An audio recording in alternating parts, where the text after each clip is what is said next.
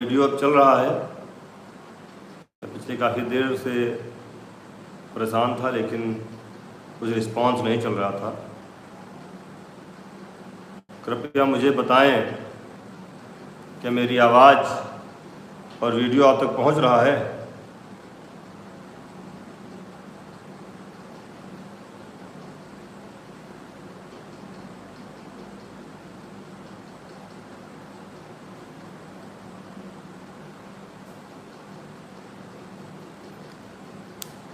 चल रहा है वीडियो, आवाज़ पहुंच रही है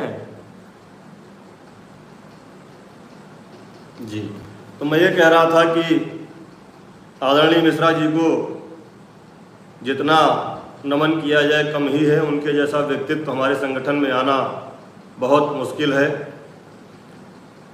और इधर लगातार उनके इलाज के लिए संगठन के सभी पदाधिकारियों ने जो सहयोग किया, उसके लिए हम सभी अपने शिक्षा मित्र साथियों, अपने समस्त संगठन के पदाधिकारियों को और जो अन्य संगठन के पदाधिकारियों ने भी मदद किया, उनको हम हृदय से धन्यवाद देते हैं कि ऐसे संकट की बेला में आपने सहयोग किया। तो जिन जनपदों में आज श्रद्धांजलि समारोह का कार्यक्रम हुआ है, उनको धन्यवाद, हृदय से प्रणाम है। तो जहाँ आज नहीं हो पाया है, वहाँ हम सबसे आग्रह करेंगे कि कल और परसों में भारी संख्या में सब लोग एकत्रित होकर आदरणीय मिश्रा जी को श्रद्धांजलि देकर उनकी आत्मा को शांति प्रदान करने की प्रार्थना करें। हालांकि मिश्रा जी का शरीर जरूर छूट गया है, लेकिन उनकी आत्मा हम लोगों को आशीर्वाद देती रहेगी। जहाँ भी रहें सुखी रहें, ईश्वर उनको खुश रखें और परिवार पर जो यह संकट छाया है, उस संकट को ईश्वर दूर करें। साथियों, बहुत सारे सवाल आप लोगों के बीच में आ रहे थे। हालांकि आदरणीय मिश्रा जी के बीमार होने की वजह से हम लोग बहुत कुछ आपसे बताने में सक्षम नहीं थे। एक बड़ा सवाल आप लोग कर रहे थे। हम लोगों की दो मुख्य समस्याएं इस समय हैं। एक हमारी आर्थिक समस्या, जो हमारी आर्थिक समस्या है वो सबसे बड़ी समस्या है। उसके लिए लगातार हम लोग प्रयास कर रहे हैं और अभी बताएंगे। उसके लिए भी एक दूसरी हमारी मूल समस्या थी मूल विद्यालय वापसी, जिसमें महिला बहनों को अपने ससुराल भी जाना है। ये 3 जनवरी 2025 को शासनादेश हुआ था, लेकिन उसका इम्प्लीमेंट अभी तक नहीं हो पाया है। उसके कुछ कारण थे। आप लोग सवाल कर देते हैं। अब हम आपको दिखा दें अगर, तो हमारे व्यक्तिगत व्हाट्सएप पर लोग कितना गाली भरा मैसेज लिख के भेजते हैं, कोई लोग। अब वो पता नहीं शिक्षा मित्र हैं कि हैं भी कि नहीं है, कि उनके परिवार के लोग हैं। हमने तो कई लोगों को ब्लॉक कर दिया है। अगर आपको बता दें तो आप अगर जान जाएंगे तो पता नहीं उनका क्या हश्र करेंगे। अरे भाई, आपसे ना तो एक पैसा कोई मांग रहा है, ना तो आपको कोई बुला रहा है। हम लोग अपना व्यक्तिगत पैसा खर्च करके, अपना समय बर्बाद करके आप लोगों के लिए लगातार प्रयास कर रहे हैं। क्या ये कोई कर सकता है? अगर कोई कर सकता हो तो भाई उसको बुला लो, हम पीछे हट जाएंगे, वो आगे आ जाए। इन 2 सालों में जो तलवे रगड़े हैं हम लोगों ने, हमारे संगठन के लोगों ने, जिसका रिस्पांस ये है कि एक शासनादेश आपका हुआ है और लगातार बार कहा जा रहा था कि छुट्टियों में आपका वह इम्प्लीमेंट होगा। अभी पिछली बार भी हम लोग मिले थे तो महानिदेशक महोदया ने कहा था कि छुट्टियों में हम आपका ट्रांसफ़र करेंगे। तो जब छुट्टियों में हमने पहले भी आपको बताया था, तो उसके बाद इतना हाय तौबा मचाने की क्या ज़रूरत थी? हाँ, उसमें देरी, जो कार्यक्रम जारी नहीं हुआ उसमें एक समस्या थी और वो समस्या बहुत बड़ी थी। आप लोगों को हर चीज़ बताना मुमकिन नहीं है। हम लोग कितनी समस्याओं से गुजरते हैं। अभी जो शासनादेश हुआ है उसमें सभी अधिकारियों की एक राय नहीं हो पा रही थी, एक मत हो करके वो कार्यक्रम जारी नहीं कर पा रहे थे। सभी अधिकारियों की सलाह बनी थी। अब हम आपको बता रहे हैं कि सभी अधिकारियों की सलाह बनी थी कि सभी शिक्षा मित्रों को एक बार पुनः मूल विद्यालय भेज दिया जाए। स्ट्रिक्टली सभी शिक्षा मित्रों को मूल विद्यालय भेज दिया जाए, उसके बाद फिर उनको स्थानांतरण का मौका दिया जाए। तो अगर ये आदेश हो जाता तो हमारी जो बहनें अपने मूल विद्यालय से अपने ससुराल जा चुकी हैं, कम से कम 30 से 35 हज़ार बहनों का नुकसान होता। क्या ये सही होता? इस बात को लेकर के श्रीमान अपर मुख्य सचिव महोदय, श्रीमान निदेशक महोदय, डीजी महोदया, माननीय मंत्री जी के साथ कई बार हम लोगों की बात हुई और उस पर वो सहमत नहीं हो रहे थे। लास्ट में अभी पिछले सप्ताह हमारे संरक्षक माननीय एमएलसी श्री चंद्र शर्मा जी के साथ में जब हम लोगों ने बैठ करके पूरी बात उनको एक एक बताई कि सरकार हमारा भला करना चाह रही है, लेकिन अगर ये आदेश हो गया कि सभी शिक्षा मित्र मूल विद्यालय जाएंगे तो काम बनने से ज़्यादा बिगड़ जाएगा।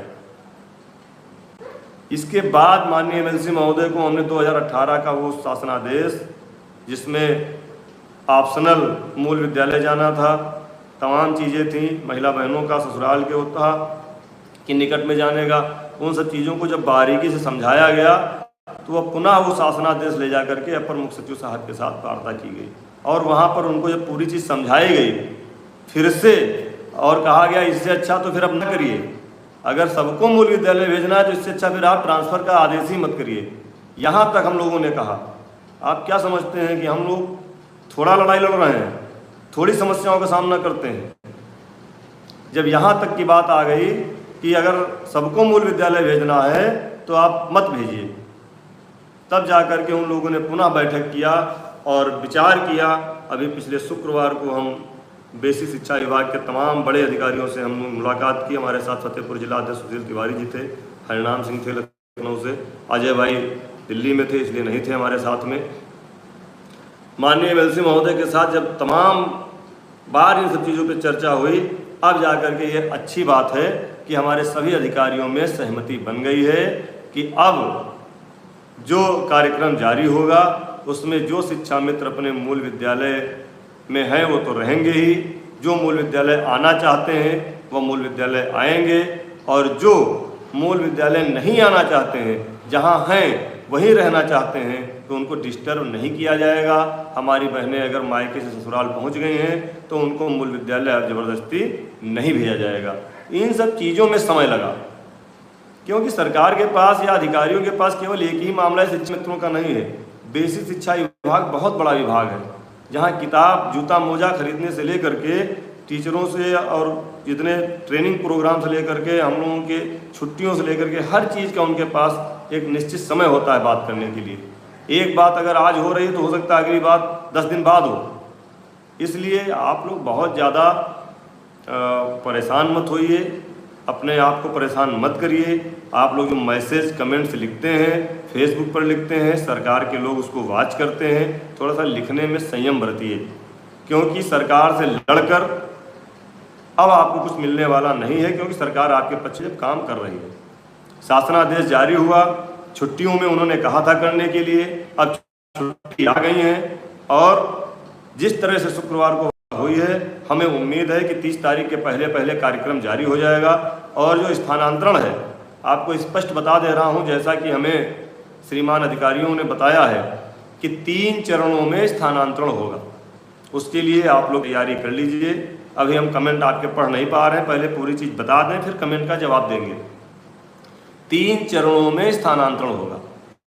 पहले चरण में जैसा कि उन्होंने बताया है, मैं वैसा आपको बता रहा हूं कि पहले चरण में शिक्षा मित्र जो अपने मूल विद्यालय जाना चाहते हैं, यदि उनके मूल विद्यालय में स्थान रिक्त है तो वह अपने मूल विद्यालय का फॉर्म भरेंगे और मूल विद्यालय वह चले जाएंगे स्वेच्छा से। दूसरे चरण में जिन विद्यालयों में शिक्षा मित्र अपने मूल विद्यालय जाना चाहते हैं लेकिन वहाँ पर पद नहीं है, ऑलरेडी पहले से कोई महिला या कोई पुरुष शिक्षा मित्र आकर के बैठा है और वो नहीं जाना चाहता है, तो उसके लिए फिर ग्राम पंचायत का अवसर उनको मिलेगा। ग्राम पंचायत में अगर शहर में है तो उनके वार्ड में, वार्ड का मतलब जो सभासद होता है उस क्षेत्र में या जो पार्षद होता है उस क्षेत्र में। विराज 2457। आप इतना जल्दबाजी क्यों कर रहे हैं? एक एक चीज़ या तो सुन लीजिए, ज़्यादा जल्दबाजी हो तो फिर कल देखिएगा आराम से। तो देहात से नगर जाने में कोई तकलीफ नहीं है, बशर्ते पति का निवास प्रमाण पत्र वहाँ का बना होना चाहिए। तो पहले चरण में मूल विद्यालय का होगा लेकिन ऑप्शनल होगा। जो जाना चाहते हैं जाएंगे, जो नहीं जाना चाहते हैं नहीं जाएंगे। जो महिलाएं अपने पति के स्थान पर पहुँच गई उनको डिस्टर्ब नहीं होगा। दूसरे में जो अपने मूल विद्यालय नहीं जा पा रहे पद न होने के कारण, वो अपनी ग्राम पंचायत में तीसरा चरण जो होगा वो अंतर जनपदीय होगा, जिसमें महिला बहनें अपने पति के निवास स्थान पर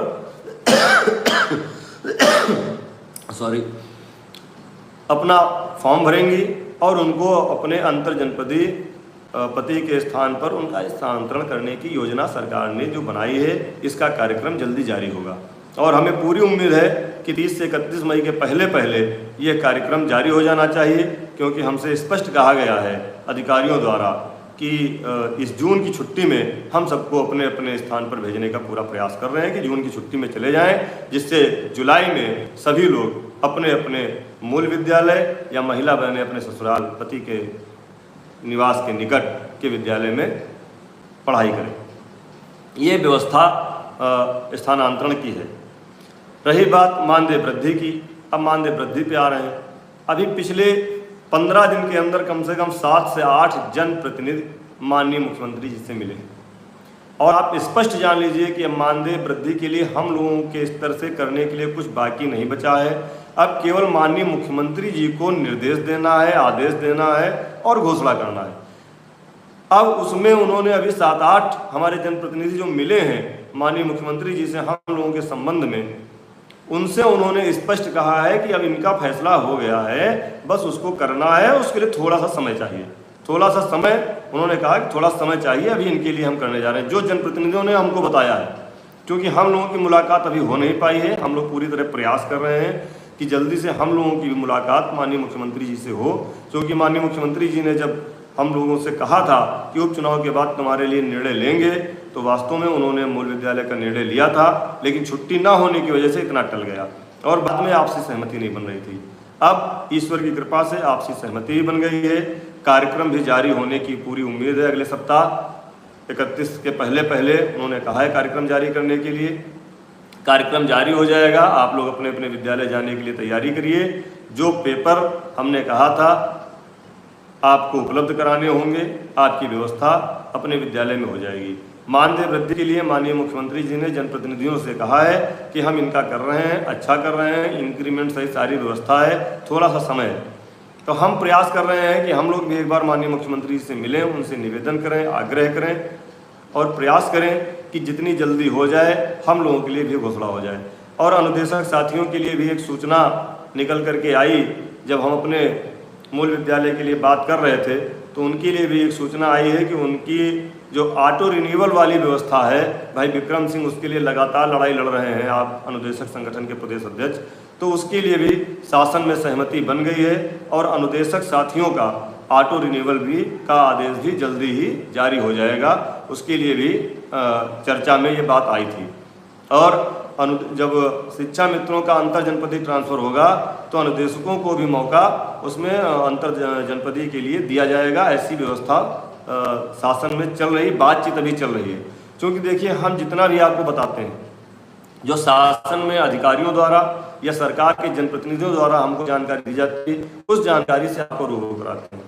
अब वो कब होगा, कैसे होगा, ये उनको करना है। ये जानकारी हमको इतनी मिली थी, आप तक साझा करनी थी, आपको बताना था। आप लोगों के ऐसे ऐसे मैसेज, अब हम क्या कहें, अब दुर्भाग्य है कि आप लोगों की बातें हमको सुननी पड़ती हैं और ना तो साथ में कोई चलने वाला है, बस वही 4-5 पदाधिकारी हैं जो लगातार दौड़ रहे हैं, आप देखने वाले हैं।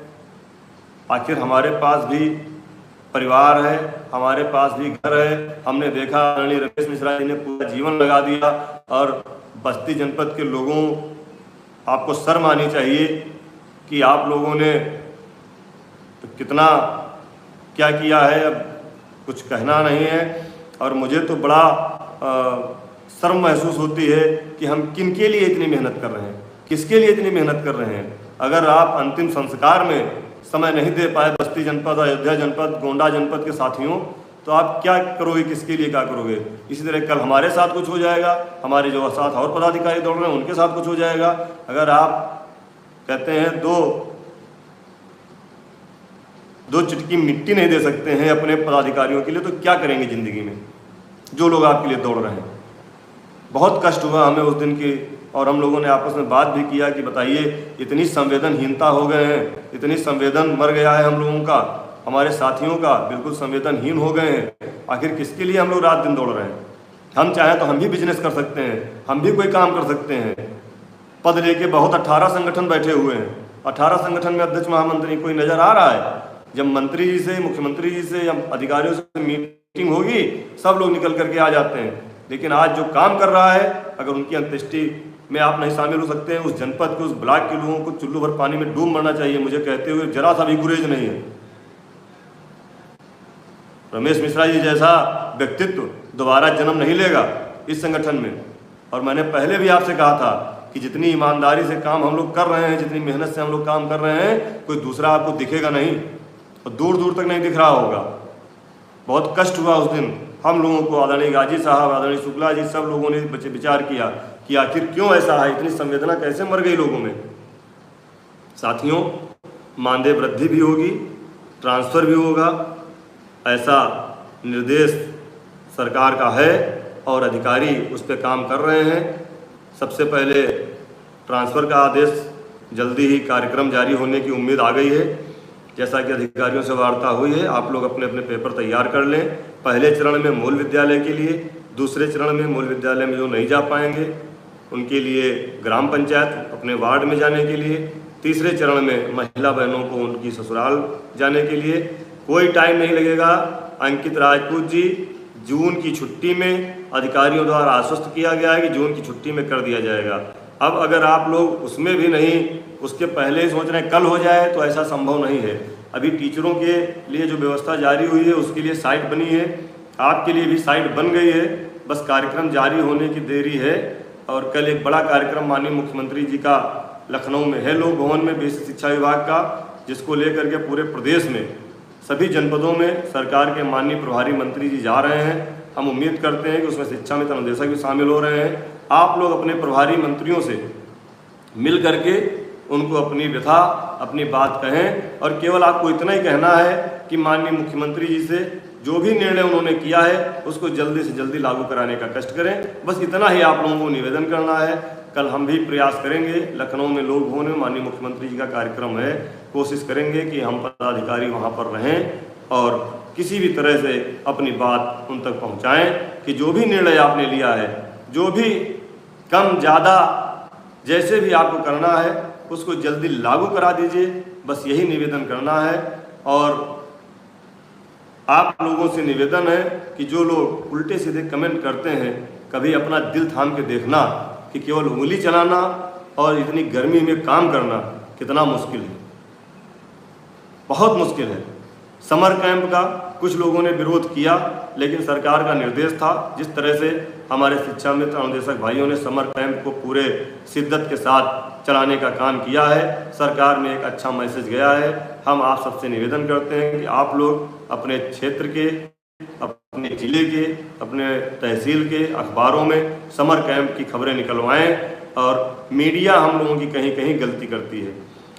समर कैंप का विरोध सबसे पहले शिक्षक संगठन ने किया था, लेकिन खबर में लिख करके आया कि समर कैंप के विरोध में उतरे शिक्षा मित्र। आखिर क्यों शिक्षा मित्रों को सरकार का दुश्मन बना रहे हो?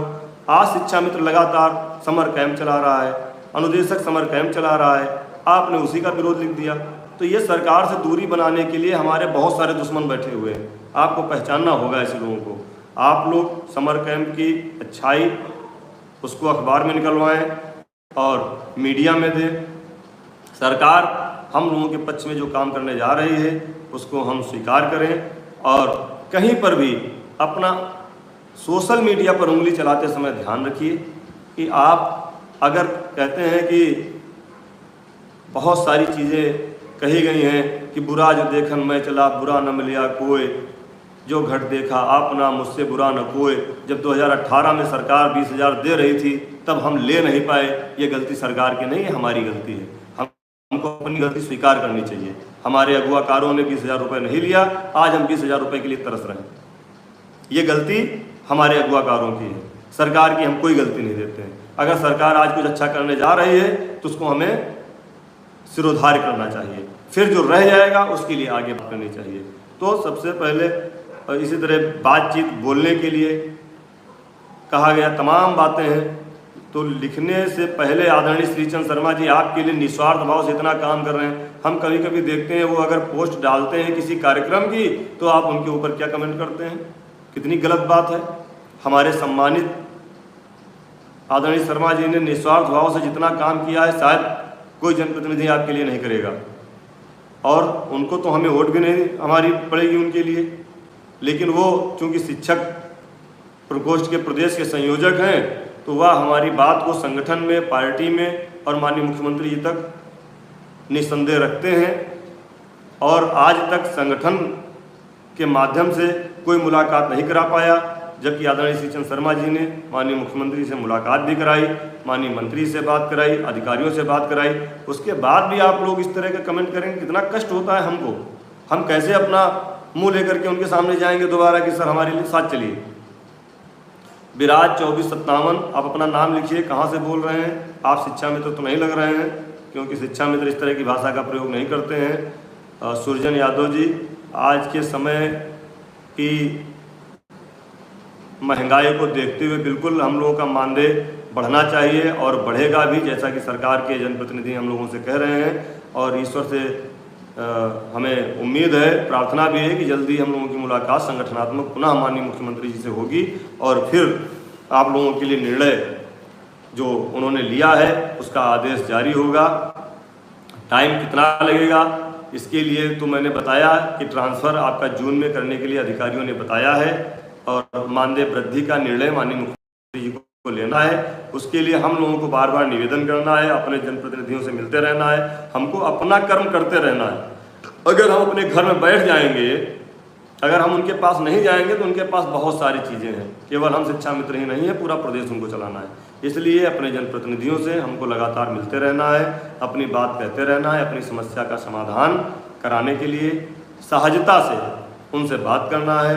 और अगर कोई और प्रश्न आप लोगों का शिक्षा मित्र अनुदेश से संबंधित हो तो मुझको अगर जानकारी होगी तो ज़रूर हम आपको देंगे। 27 तारीख का धरना, 27 तारीख के धरने के विषय में हम कुछ नहीं कहेंगे, क्योंकि लोग कहेंगे कि हमारा विरोध कर रहे हैं। हम किसी का विरोध नहीं करते, आप लोग सब जानते हैं, क्योंकि आप लोग पढ़े लिखे लोग हैं, हमें कुछ नहीं कहना है।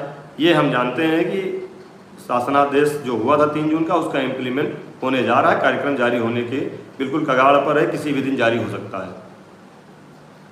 फर्रुखाबाद का जो बकाया मानदेय है उसके लिए कई बार हम लोगों ने बात किया है, और वो बात शासन से लेकर सरकार तक सबके संज्ञान में है। और फर्रुखाबाद के कुछ लोग कोर्ट गए थे, कोर्ट के माध्यम से कुछ लोगों का मिल गया है। लेकिन अभी एक समस्या आ रही थी, पिछली बार 2 बार सूचना मांगी गई, दोनों बार संख्या में अंतर मिला था, जिसकी जांच एडी बेसिक कानपुर को दी गई थी। उसकी रिपोर्ट देख लेते हैं अभी आई है कि नहीं आई है, कि क्लियर संख्या नहीं मिल पा रही थी। क्लियर संख्या जिस दिन मिल जाएगी, हरीश बाबू मानदेय वृद्धि होगी। जब कहते हैं ना कि जब घनघोर रात होती है, सुबह जब 2 से 3 बजे 4 बजे घनघोर रात होती है, उसके बाद ही सवेरा होता है। हर शिक्षा मित्र परेशान है, हम लोग भी परेशान हैं, हर शिक्षा मित्र मानसिक विकृति से जूझ रहा है, सारे लोग। आप सोचिए कि हम लोग जब बार बार एक ही बात को लेकर के अधिकारियों के पास, जनप्रतिनिधियों के पास जाते तो हमको कितना कष्ट होता होगा। इसलिए आयुष्मान कार्ड का एक सवाल आया है, हमारे साथी ने पूछा है, तो आयुष्मान कार्ड के लिए बात हुई थी डीजी मैडम से। उन्होंने कहा था कि ये मेडिकल विभाग की बात है, और मेडिकल विभाग जब जारी करेगा तो सारे जितने भी संविदा कर्मचारी हैं सबके लिए वो बना रहे हैं, और सबके लिए एक साथ जारी करेंगे, तब आयुष्मान कार्ड आप लोगों के बनेंगे। क्योंकि ये विभाग के बाहर का है, और इस बार हम लोग जब मिलेंगे तो मेडिकल विभाग में जहाँ आयुष्मान कार्ड जो देखते हैं, वहाँ पर हमारे संगठन मंत्री श्री राम द्विवेदी जी का ठीक ठाक जान पहचान अधिकारियों से है। इस बार जब लखनऊ आएंगे तो हम लोग उसके लिए भी प्रयास करेंगे कि आदरणीय श्री राम द्विवेदी जी के साथ आयुष्मान योजना वाले में भी बात करें, कब तक हम लोगों के लागू हो जाएगा। बकाया मानदेय दिलाने के लिए 1 महीने का चंदौली का बाकी है, 1 महीने का कौशाम्बी का बाकी है, 3 महीने का फर्रुखाबाद का बाकी है, जो हमें पूरी तरह से संज्ञान में, जब भी जाते हैं उसकी बात होती है। जी, चंदौली 2018 का बाकी है, हमें पूरी तरह संज्ञान में है। समर कैंप के लिए जो व्यवस्था शासनादेश में सरकार ने किया है, आपको समर कैंप का पैसा मिलेगा, अलग से मिलेगा। और कुशीनगर से रामलाल जी हैं, नमस्कार। हरीश कुमार जी नमस्कार। देखिए, दिव्यांश गुप्ता जी वेतन है कि मानदेय, अभी तक हमारी जानकारी में तो यही है कि मानदेय वृद्धि की ही बात सरकार में हुई है और वही हमें मिलेगा। और आप लोगों से निवेदन है कि किसी भी जनप्रतिनिधि, चाहे माननीय शिक्षा मंत्री जी हों, चाहे शिक्षण शर्मा जी हों, आदरणीय बाबूलाल तिवारी जी हों, और कोई भी जनप्रतिनिधि हैं हमारे, उनके वाल पे जा कर के संयमित रूप से संस्कारवान अध्यापक के पद पर आप विराजमान हैं, उस हैसियत से कोई भी चीज़ लिखा करें जिससे उनको भी अच्छा लगे, और वो अगर एक कदम बढ़ा रहे हैं तो दूसरा कदम भी बढ़ाने का प्रयास करें। इसलिए आप सबसे, क्योंकि काफ़ी समय हो गया और मोबाइल में कुछ दिक्कत थी तकनीकी, इसलिए सबसे जुड़ने में समय लगा। और किसी भी, अभी हम देख रहे थे कि कुछ लोग डिबेट में बहुत उल्टे सीधे बयान देते हैं। आखिर क्या मिलेगा बयान दे करके, जब जहाँ पर आपको बोलना होगा वहाँ बोलेंगे नहीं, जहाँ नहीं बोलना है वहाँ उल्टी सीधी बात करते हैं। ऐसे क्या मतलब है? आप प्रयास करिए, जहाँ जितना प्रयास हो पा रहा है। हमारा संगठन उत्तर प्रदेश प्राथमिक शिक्षा मिशन कर रहा है और हमें पूरी उम्मीद है कि जून में आप लोगों का स्थानांतरण और पर पूरा स्थानांतरण हो जाएगा और जल्दी ही माननीय एमएलसी महोदय आ रहे हैं, पुनः माननीय मुख्यमंत्री से मिलकर के मानदेय वृद्धि पर भी सकारात्मक निर्णय का आदेश आप लोगों के लिए जारी होगा। ये पूरी उम्मीद है हमें, क्योंकि बहुत लेट हो गया है। अब हम लोग खुद बहुत परेशान हैं, दौड़ते दौड़ते हम लोग भी चाहते हैं कि एक बार मानदेय वृद्धि हो जाए, अच्छा शिक्षा मित्रों के साथ हो जाए, तो हम लोग भी धीरे से अपना कुछ काम करें, क्योंकि पूरा सब कुछ बर्बाद हो चुका है दौड़ते दौड़ते, कुछ बचा नहीं है। उसके बाद भी कुछ लोगों के कमेंट पढ़ करके आहत हो जाता हूँ। ऐसे ऐसे कमेंट्स मैं कभी आप लोगों को लाइव में दिखाऊंगा कि, और हमारे साथी होंगे, अगर आप देखेंगे तो क्या सोचेंगे उनके बारे में, कितने गंदे कमेंट्स लिखते हैं। इसलिए आप सबको बहुत बहुत धन्यवाद, आभार प्रकट करते हुए। और संगठन के चैनल का नाम बदल गया है, क्योंकि हमारे संगठन के कुछ पदाधिकारी लाइव जानकारी देने में बहुत नाराज़ होते थे। उनकी नाराज़गी को देखते हुए हमने इस चैनल का नाम बदल दिया है और अभी इसमें थोड़ा सा और संशोधन करेंगे। इसमें अभी तो इसका नाम शिक्षा मित्र समाचार द्वारा सुशील कुमार है, लेकिन इसका थोड़ा संशोधन अभी और करेंगे और इसमें जितनी भी जानकारी मेरे द्वारा दी जाएगी उसकी पूरी जिम्मेदारी हमारी होगी। और इसमें संगठनात्मक रूप से संगठन के पदाधिकारियों का जो नाराज़गी थी उसको दूर करने का प्रयास किया है।